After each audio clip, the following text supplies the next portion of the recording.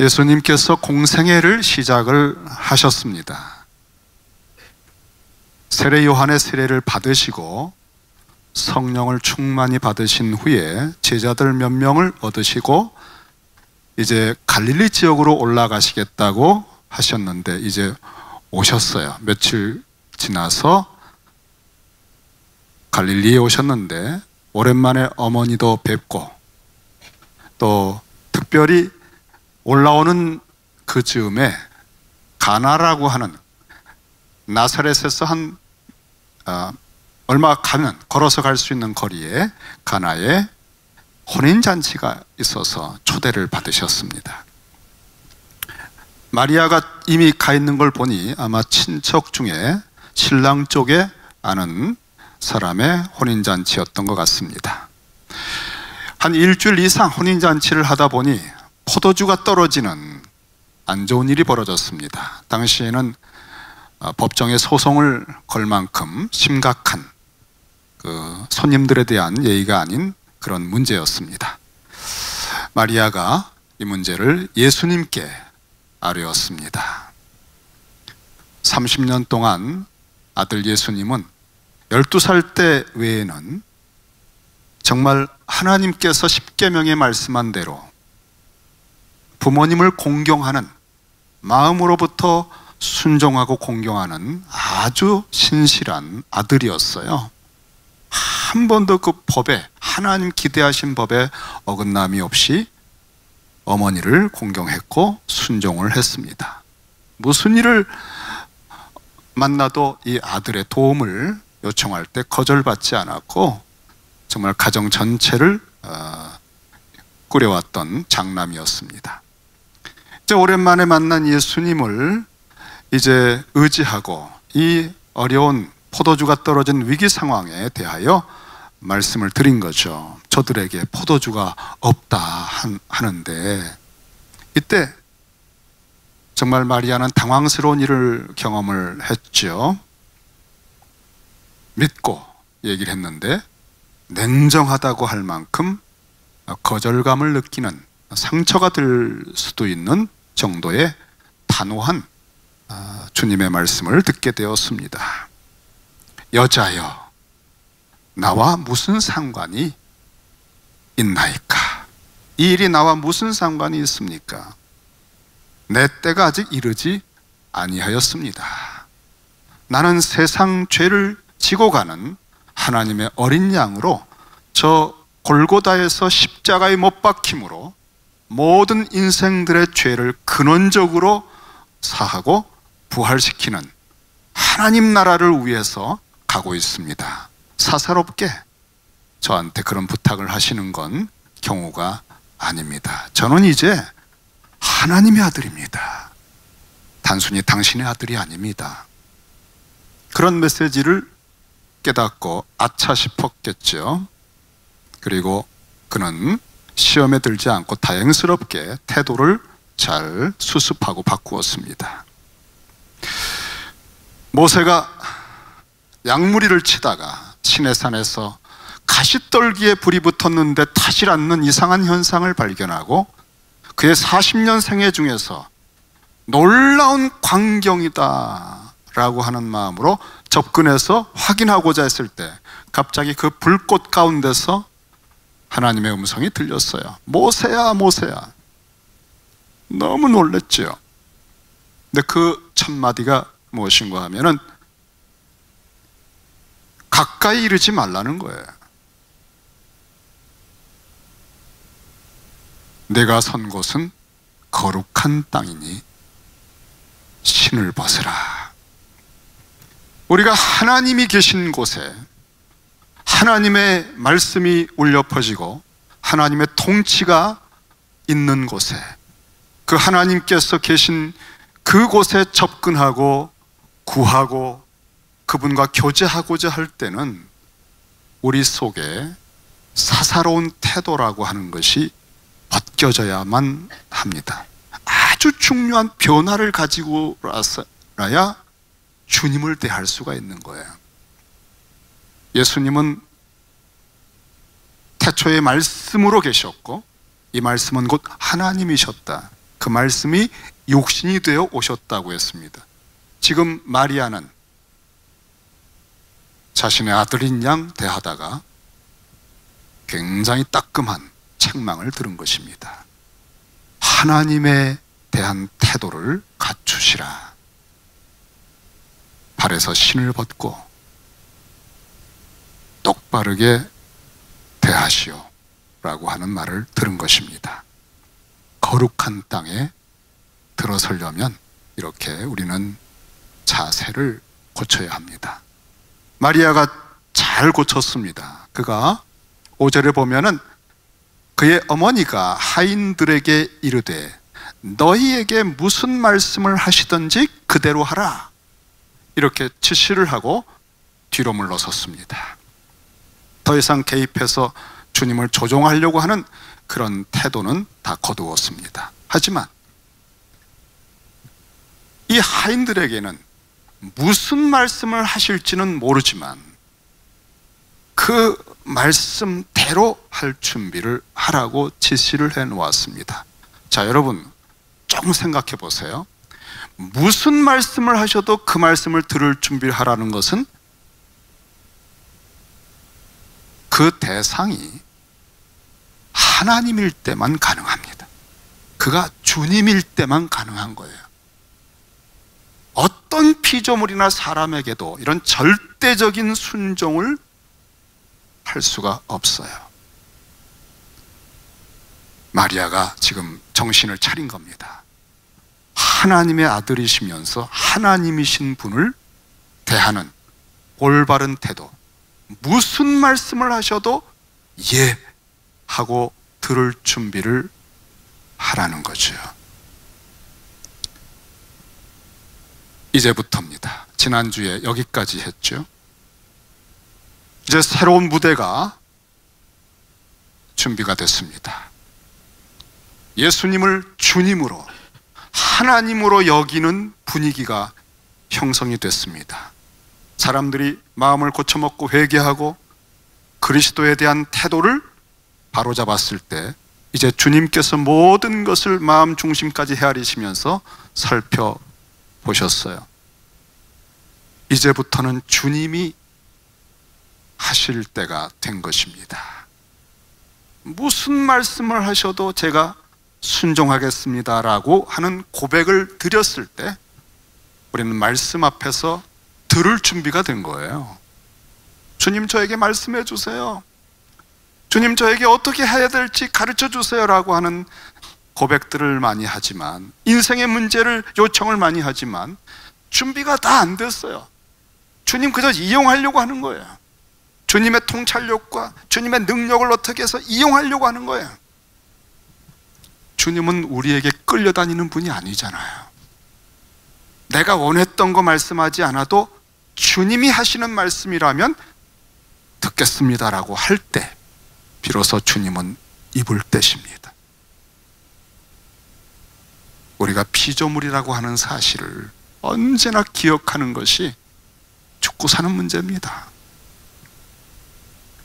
이런 준비된 상황 속에서 드디어 주님이 뭐라고 말씀하실지 아무도 모릅니다. 주님이 아무 일도 하지 않으셔도 되는 거거든요. 그분이 이 일을 도와주실 수도 있고 도와주지 않으실 수도 있고 전혀 다른 방향으로 다른 일을 하실 수도 있고, 이제는 주님의 주권이에요. 이런 상황에 갔을 때 주님은 통치하기 시작하셔요. 여기 6절에 보니까 거기에 유대인의 정결 예식을 따라 두세 통 드는 돌 항아리 6이 놓였다고 했습니다. 이것은 이후에, 이 사건 이후에 한참 후에 요한이 기록을 한 거죠. 요한은 이 사건이 어떻게 될지 몰랐어요. 예수님 곁에 있으면서 마리아가 예수님에게 부탁하는 것도 들었고, 예수님께서 거절하는 것도 들었고, 그 다음에 마리아가 하인들을 준비시키는 것까지도 봤어요. 그리고 그 다음에 도대체 어떤 일이 벌어질까? 주님은 무슨 일을 하실까 하지 않으실까? 아무도 모르는, 주님밖에는 모르는 알파와 오메가 되신 역사 전체를 통치하시는 주님만 아시는 그 세계가 어떻게 펼쳐질지 그분이 입을 떼실 때 비로소 아는 그 기대감을 갖고 주목할 때에 주님께서 결례 항아리를 가지고 뭔가를 하셨다는 그 일을 기억하고 우리에게 힌트를 준 겁니다. 이 무대에서 지금 유대인의 정결 예식을 따라서 준비된 이 항아리가 굉장히 중요한 역할을 할 것이라고 우리를 살짝 귀뜸을 해준 거예요. 유대인의 정결 예식을 따라 두세 통 드는 돌 항아리. 여기 설명을 아주 구체적으로 했어요. 유대인의 정결 예식을 위해. 이것은 보통 얘기가 아닙니다. 마가복음 7장에 보면은 1절부터 바리새인들이 서기관 중 몇 사람과 함께 예루살렘에서 예수님을 조사하기 위해서 파송을 받았습니다. 예수님께서 제자들과 함께 가르치는 사역을 하면서 전국에 새로운 운동의 분위기를 지금 일으켰어요. 사람들이 다 예수님에게 쫓아가며 들으며 배우고 있습니다. 이거 가만둘 수가 없더라고요. 그래서 그들이 와서 보는데 건수를 잡으려고 하는데 딱 잡힌 게 있어요. 예수님의 제자 중 몇 사람이 씻지 않는 손으로 떡을 먹는 걸 본 겁니다. 걸렸습니다. 그들이 이렇게 말했어요. 부정한 손, 곧 씻지 않는 손으로 떡 먹는 것. 이 바리새인들은요, 그 당시에 7장 3절에 보면은 모든 바리새인들과 모든 유대인들은 장로들의 전통을 지킨다고 그랬습니다. 교회 직분이 아니에요. 조상들의 전통을 지키어 손을 잘 씻지 않고서는 음식을 먹지 아니하며 또 시장에서 돌아와서도 씻고 씻지 않으면 먹지 아니하며 그 외에도 여러 가지를 지키어 잔과 주발과 녹그릇을 씻는다고 그랬어요. 이 당시 유대인들은 구약의 율법에 있는 정결 예식을 이렇게까지 말한 적 없는데도 불구하고 아주 디테일하게 세세 항목을 만들었습니다. 조상들이. 그래서 그것이 거의 성경과 똑같은 권위를 받아서 사람들이 지키지 않으면 안 되는 거예요. 꼭 손을 씻어야 돼. 씻어서 먹고 자기 몸을 씻고 이 씻지 않으면 부정하다고 그랬어요. 더러운 거 아닙니다, 여러분. 깨끗한데도 씻어야만 부정하지 않습니다. 이 부정하다는 것은 종교적인 거거든요. 종교적인 제의적인 표현이에요. 그래서 무서운 거예요. 단순히 손에 뭐가 묻지 않았는데도 부정하다고 딱 낙인을 찍히면 굉장한 정죄를 받습니다. 하나님의 권위를 가지고 누르는 거예요. 그러니까 이러한 씻지 않고는 먹을 수가 없는 부정한 것과 부정하지 않는 것을 낱낱이 헤아려서 사람들에게 지적하기 때문에 이 씻는 것이 얼마나 민감한지 몰라요. 이것은 심각한 겁니다. 민족 전체가 씻는 강박증 정신병에 걸린 거예요. 씻어도 정결하게 되지 않아요, 여러분. 마음이 정결하게 되질 않아요. 그런데 씻으면 난 부정하지 않아 라고 스스로 깨끗한 것 같은 착각을 하는 겁니다. 이렇게 겉으로 회취를 하게 하고 외식을 하게 하고 가면을 쓰게 하고 속은 썩은 무덤인 채로 살면서도 나 깨끗해, 나 괜찮아 이렇게 살아가게 만드는 아주 심각한 종교적 위선이 전국을 덮어버렸어요. 이게 바로 정결 예식입니다. 우리 주님께서 오셔가지고 보시는데 너무나 눈 가리고 아웅하는 이 껍데기 같은 종교적 삶에 대해서 환멸을 느끼시고 이 회칠한 무덤들, 썩은 무덤 같은 이런 상태에 대해서 가만두지 못하시지요. 이미 제자들은 자유합니다. 그냥 씻지 않고도 떡을 먹습니다. 주님의 자유를 배운 겁니다.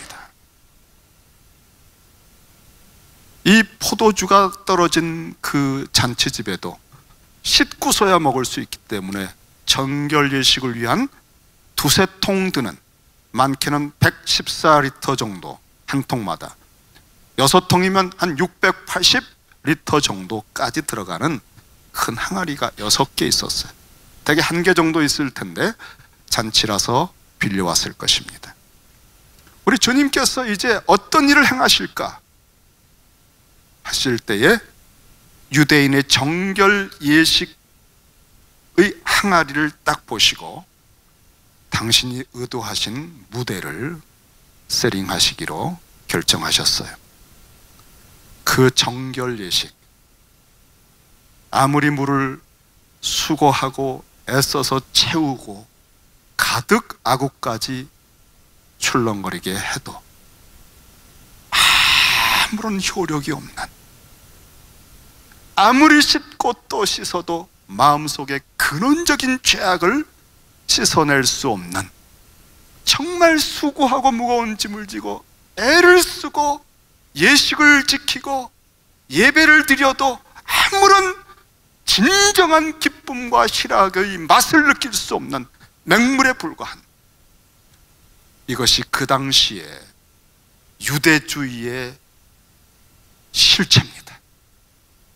주님께서 그 하나를 딱 집어서 너희들이 살아가고 있는 비참하고도 절망적이고 무능하고 무력한 삶의 실체를 내가 한번 체감시켜 주마. 그리고는 이 정결 예식을 위한 6통의 항아리에다가 주님께서 첫 번째 말씀을 하셨습니다. 7절에 보면 예수께서 그들에게 이르시되, 무슨 말씀을 하셔도 듣겠다는 분위기 속에서 하나님이신 주님께서 드디어 입을 떼신 거예요. 여러분, 모든 일의 시작은, 모든 새로운 일의 근원은 주님이 말씀을 하실 때부터 일어납니다. 여러분들의 모든 문제 회복과 여러분들의 인생사에 죽고 사는 것의 모든 근원은 주님이 여러분에게 말씀해 주시는 것으로부터 시작되는 거예요. 정말 사모하고 정말 기다리고 우리가 설레이는 마음으로 준비해야 할 것은 그분이 나에게 말씀해 주시는 것을 구하는 것입니다. 그 말씀 속에서 천지가 창조됐어요. 그 말씀이 임하기 전까지는 혼돈과 공허와 흑암이에요. 빛이 있으라고 하는 말씀이 떨어질 때부터 질서와 생명과 샬롬이, 생명이, 안식이 일어납니다. 정말 하루 시작하기 전에 무슨 말씀을 하셔도 오늘 듣겠습니다 라고 하는 마음의 준비를 하고 말씀을 펴서요, 성령께서 여러분에게 주시는 말씀을 들을 귀가 그때 열립니다.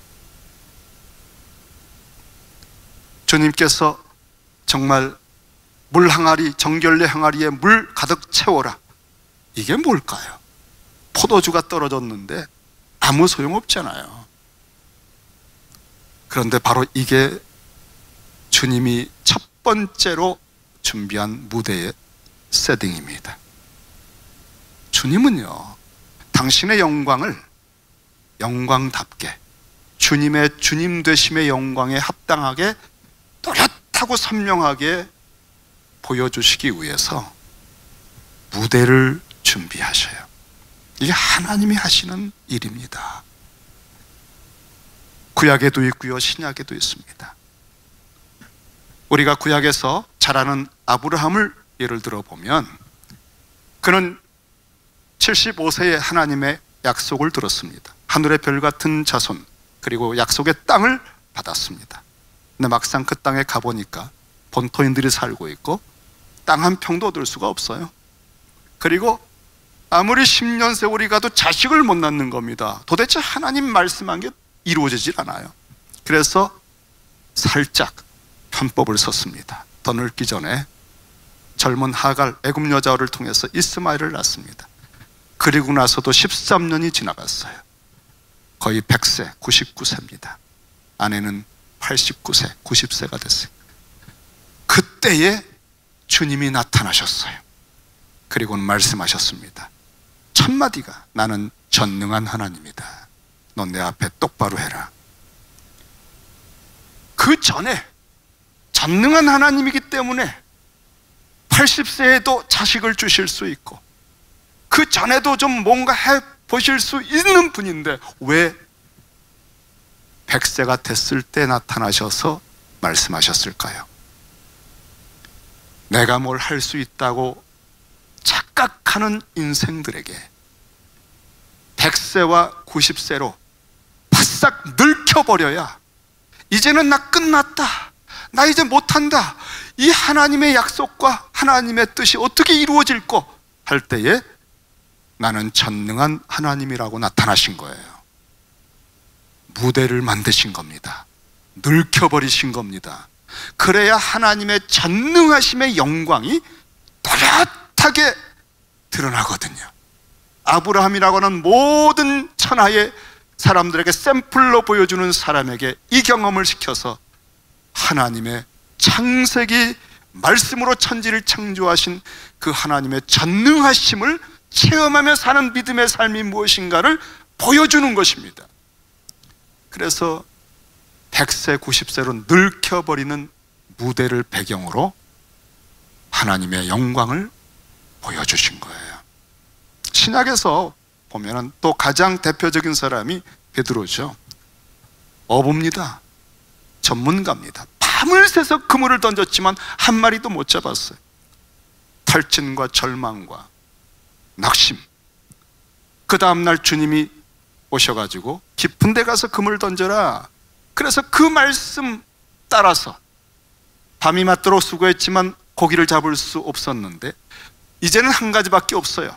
말씀에 의지해서 한번 해보겠습니다. 주님의 입에서 나오는 말씀, 그 말씀만 의지하고 그물을 던졌을 때 어마어마한 고기가 잡혔습니다. 펄떡거리는 고기를 2배 다 채우고 나서 그가 그 말씀을 하신 그분이 단순한 선생님이 아니라 주님이라는 사실을 알고 떨면서 무릎을 꿇었습니다. 누가복음에 나오는 말씀이죠. 누가복음의 예수님은 하나님의 은혜의 해를 선포합니다. 가난한 자들에게 복음을 전하는 거예요. 그 주님의 말씀의 선포를 통해서 잃어버린 기업을 회복하는 게 그 말씀의 능력이에요. 이거를 모든 사람에게 주님을 대신해서 말씀을 전하고 사람 낚는 어부가 될 베드로가 체험을 해야 자기가 전하고 있는 말씀이 어떤 정도의 말씀인지 알 거 아니에요. 그러려니까 그가 밤을 새도 고기가 안 잡히는 무대를 만드신 겁니다. 여러분, 고기가요 웬만하면 잡히거든요. 밤을 새서 그 어부 몇 사람이 전문가가 고기를 못 잡았다는 게 무슨 뜻일까요? 주님께서 그 밤에 고기들 중에 어떤 고기도 베드로의 그물에 들어가면 안 된다라고 하셨기 때문입니다. 주께서 막으신 거예요. 그리고 자기의 수고와 노력으로 애를 쓰고 성실하면 하나님의 약속과 뜻을 이룰 수 있고 기업을 회복할 수 있을 것 같다고 하는 착각을 말끔하게 지우시고 그 탄식과 절망과 탈진의 무대에서 있는 베드로에게 주님의 입에서 나오는 가난한 자들에게 주시는 복음, 텅 빈 그물에 절망하는 가난한 자에게 들려주는 그 복음의 효력이 어떤 것인지를 기절할 만큼 충격적으로 고기를 잡게 하심으로 가르쳐 주신 겁니다. 여러분, 그때 고기 잡았잖아요. 기적이잖아요. 기적으로 고기 잡았으면 됐습니까? 기적이 아닙니다, 여러분. 그 고기 잡은 것은 기적신앙으로 하면은 고기 팔아서 먹고 사는 것으로 끝나지만 표적신앙은 그 기적을 일으키시는 예수가 누구신가를 보여주는 것입니다. 그래서 잡은 고기도 버려두고 예수님을 따라간 것입니다. 기적신앙은 제밥에 욕심이 있습니다. 하지만 표적신앙은 그 주인공이신 주님을 알아보고 그 영광을 예배하고 따라가는 것이. 또 한 가지 주님이 무대를 세링하는 것을 볼 수 있는 것은 나사로 사건이에요. 나사로 마리아와 마르다를 너무나 사랑하셨는데 그만큼 사랑하는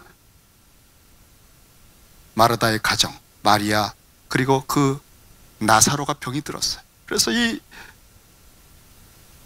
소식을 급하게 전해서 너희들이 예수님 제발 와주시라고, 지금 죽어가고 있다고 하는 안타까운 소식을 들려 전했는데 주님이 들으셨어요. 그런데 여러분, 사랑하시는데도 빨리 안 가십니다. 그리고 이렇게 말씀하셨어요. 이 병은 죽을 병이 아니다.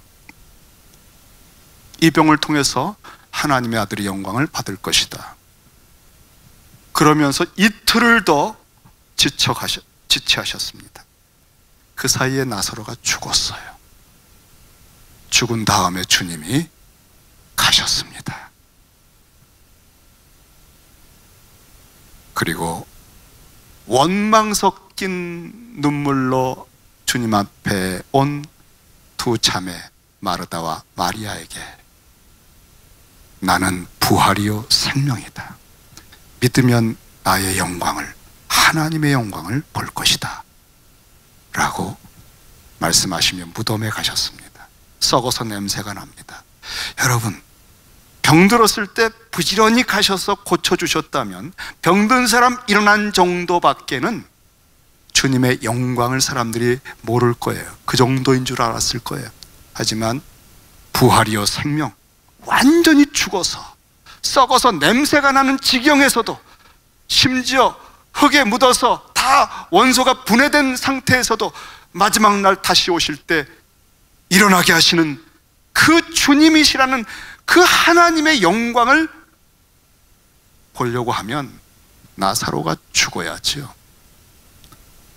죽음이라는 장례식이라고 하는 무대를 만드신 겁니다. 여러분의 인생에 이해할 수 없는, 정말 날 주님이 사랑하실 텐데, 나는 주님을 믿는데 도무지 이해할 수 없는 일들이 많이 생기십니까? 주님이 통치하고 있는 중이십니다. 주님의 사랑이 변치 않았고 그의 선하심도 티끌도 변치 않았지만 우리에게는 주님께서 가끔 당신의 영광을, 정말 기적 신앙이 아니라, 주님 이용하는 신앙이 아니라 주님이 어떤 분인가를 깊이 더 알고 좀 더 깊은 경배와 사귐 속에 우리를 초대하시기 위해서 주님이 아니고는 해결될 수 없는 인생의 상황들의 무대를 만드실 때가 있는 거예요. 믿으세요. 합력하여 선이 될 것입니다. 우리 주님을 끝까지 믿으세요. 그의 선함은 티끌도 변함이 없고 그의 사랑은 영원합니다. 우리 주님께서 포도주하고는 전혀 상관이 없는 이 결례 항아리 6개를 가득 채우실 때 물 떠오면서 그 수고하면서 말했을 까 이게 무슨 짓일까? 이게 아무 소용도 없는데 이 헛수고를 우리가 하고 있네. 그리고 물을 다 가득 채워도, 이렇게 많은 물을 수고하고 채워도 포도주 떨어진 거 조금도 도움이 안 돼요. 이것이 바로 유대주의, 율법주의의 처절한 헛수고, 무능, 무력함, 인간의 자기 수고로 의를 얻고자 하는 모든 종교적 삶의 껍질을 벗기고 실체를 폭로하는 무대입니다. 주님은 이런 무대를 깔아놓으시고라 그걸 다 지켜봤고요, 모든 제자들이 다 지켜보고 있어요. 도대체 이거 우리가 뭐 하는 건가? 주님이 무슨 말씀을 하시든 들을 자세가 있을 때만 주님의 통치하는 순서 속에 있는 그 다음 단계의 기가 막힌 세계가 열리는 것을 봅니다. 포기하지 마세요. 끝까지 믿으세요. 끝까지 주님을 따라가세요. 과정을 보고 절망하고 원망하지 마세요. 주님은 그것이 가득 찬 것을 보고 다 지켜보았고 이제 거기에 탄식하고 있는 그들에게 두 번째 말씀을 하십니다. 8절에 보면 이제는 떠서 연회장에게 갖다 주라 하셨습니다. 여러분, 주님의 말씀이 우리에게 임하는 것만이 소망이라고 그랬죠. 첫 번째 말씀을 듣고 끝이 아닙니다. 그 말씀은 그 말씀의 효력을 가지고 그 말씀의 일을 할 것입니다. 그리고 그것이 다 이루어졌을 때 주님은 그 위에 더하여 말씀을 해주십니다. 매일 말씀을 들으세요. 10년 전에 들었던 말씀은 그때 일을 이룰 것입니다. 이제 새로운 말씀을 통하여 여러분은 미래가 열릴 거예요. 이제는 구약의 처절한 한계, 아무리 정결 예식으로 씻고 닦고 수고해도 우리 삶 속에 있는 뿌리 깊은 죄악을 씻어낼 수 없는, 오직 그리스도의 그때 십자가에 설리는 피밖에는 씻어낼 수 없는 그것을 이제 그 십자가와 부활을 통해 사람이 변화가 되는 새로운 피조물로 새로운 세계가 도래하는 것을 미리 당겨서 조금 맛보게 해주마. 내가 구약의 시대를 다 마감하고 이제부터 통치하는 새로운 언약의 시대가 어떤 종류의 맛인지, 얼마나 탁월하고 놀라운 맛인지를 내가 미리 조금 맛보여 주마. 그 대표자 연회장이 그 맛본 것을 평가하게 될 것이다. 맹물같이 무력하고 헛수고 같은 삶이 나의 십자가와 부활을 통해서 어떻게 변화가 되는지를 보아라. 그 물을 떠다가 주는 이제는이라는 말이 시작입니다. 주님은 이제는 당신의 말씀이 새롭게 임하는 이것을 통해서 신약의 시대, 우리의 삶의 극적인 전환점을 만들어 주셨어요. 그리고는 그 물을 갖다가 주었더니 연회장이 물로 된 포도주를 맛보고 너무너무 놀랐어요. 아마 평생 많은 연회를 이끌었을 사람 같은데 자기가 맛봤던 평생의 포도주보다 너무너무 귀한, 탁월한 최고의 포도주였을 거예요. 그 포도주를 맛보고 너무 놀라서 그가 이 잔치를, 포도주를 준비하는 책임을 맡은 신랑을 불렀습니다. 신랑에게, 야, 대부분 모든 사람들이 관례적으로 처음엔 좋은 거 내놨다가 조금 사람들이 맛을, 미각을 잃어버리면 나쁜 거를 두는데 너는 지금까지 좋은 것을 두었구나. 이때 제자들이 이걸 다 지켜보고 있는 중에 우리 주님이 놀라운 기적을 행하셨다는 사실을 알게 된 겁니다. 그리고 단순한 기적을, 포도주 공급해 주는 거가 아니라 주님께서 표적을 일으키셨구나. 왜냐하면 구약에서는요, 앞으로 메시아가 오시면 메시아는 신랑으로 오시고, 신랑으로 오시는 그 주님이 연회를, 결혼잔치를 여실 거예요. 그리고 그 잔치에는 아주 좋은 먹을 것과 최고의 포도주를 풍성하게 공급한다고 예언을 했거든요. 신랑을 딱 불렀을 때 모든 사람은 이런 포도주가 공급되면 신랑을 생각하는 겁니다. 제자들은 구약에 예언된 그 신랑이 오셨다는 걸 아는 거예요. 주님이 오셨구나. 진짜 이분이 그 메시아구나. 주님은 혼인잔치를 통해서도 당신의 영광을 드러내실 수 있고, 장례식장에서 부활의 영광을 드러내실 수 있어요. 그게 가장 효과적이기 때문에. 그러나 단순히 혼인잔치, 포도주 채워주려고 오신 건 아니에요. 그건 결과입니다. 더 중요한 표적의 의미, 예수께서 그 신랑으로 오셨다는 겁니다. 메시아가 오신 거예요. 우리 주님은 교회의 신랑이시고요, 교회는 그의 신부예요. 신부된 교회의 모든 필요는 최고급 포도주 같은 맛을 주는 회복은 오직 예수 그리스도의 통치를 받을 때만 임합니다.